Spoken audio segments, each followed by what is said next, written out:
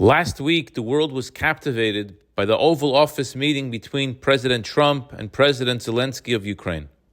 During the meeting, a reporter asked President Zelensky a question that I'd like to address.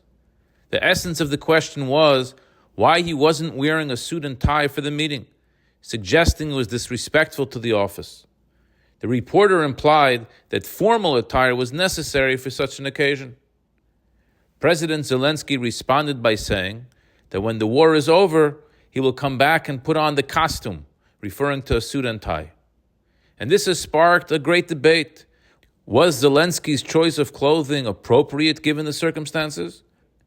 Or should he have adhered to the traditional dress code? Everything happens by divine providence, and this week's parsha teaches us about the significance of clothing.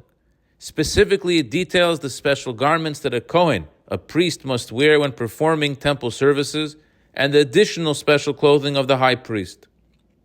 Some might call it a costume, and they wouldn't be wrong. When entering a sacred space, there is a specific dress code for the occasion.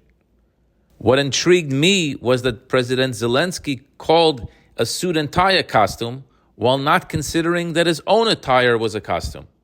The truth is, all clothing is a costume, and that's the point. We dress for various occasions, each requiring a different outfit or costume. The Torah clearly emphasizes the importance and style of clothing. It uses two key words to describe the reason for the priestly garments: lekavod uletiferes, for honor and beauty. These two descriptive words hold a critical question for us when it comes to getting dressed.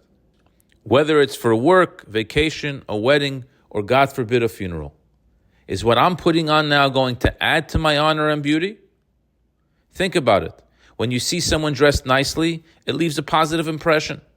Conversely, when you see someone in dirty, soiled clothing, it creates a negative impression of that individual. In fact, clothing plays a central role in honoring the Shabbos. The Talmud in Tractate Shabbos, page 113a, discusses the obligation to wear special Shabbos clothing.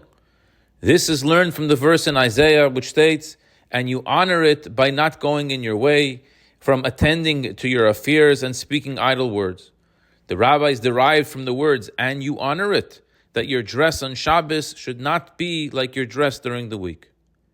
Rabbi Yonasan would refer to his clothing, says the Talmud, as my honor, indicating that appropriate clothing is a form of deference. A page later, the Talmud speaks very harshly about a Torah scholar that goes outside with patched shoes or stained clothing. What we see from all of this is that clothing is more than just fabric. So as we prepare for Shabbos, let us remember to dress up our bodies and our souls in honor and beauty. I wish you a good Shabbos.